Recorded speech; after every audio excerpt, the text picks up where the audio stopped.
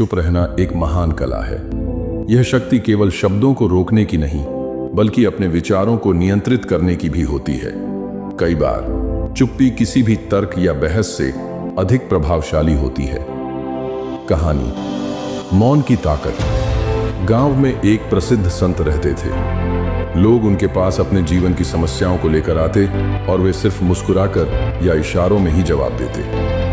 एक दिन एक युवक उनके पास आया और बोला, गुरुदेव, मैंने सुना है कि चुप्पी में बहुत ताकत होती है, लेकिन क्या यह सच है?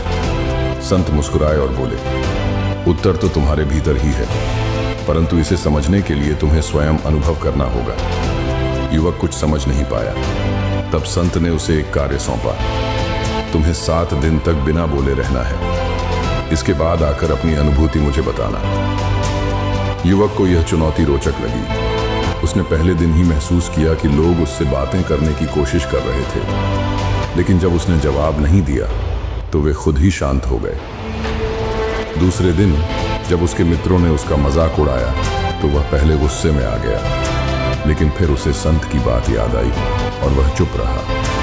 धीरे धीरे उसने महसूस किया कि उसकी चुप्पी से दूसरे लोग भी शांत हो रहे थे। तीसरे दिन जब परिवार के लोग उससे कोई सलाह मांगने आए तो उसने सिर्फ मुस्कान से जवाब दिया। आश्चर्य की बात यह थी कि उन्हें खुद ही अपने सवालों का उत्तर मिल गया। 7वें दिन जब वह संत के पास लौटा तो उसकी आंखों में एक नई चमक थी। उसने कहा, गुरुदेव, मैंने चुप रहने की शक्ति को महसूस किया। जब मैं चुप रहा तो मैंने अपने भीतर की आवाज सुनी। मेरे विचार स्पष्ट हो गए, मेरी भावनाएं शांत हो गईं और लोगों ने भी मेरे मौन का सम्मान किया।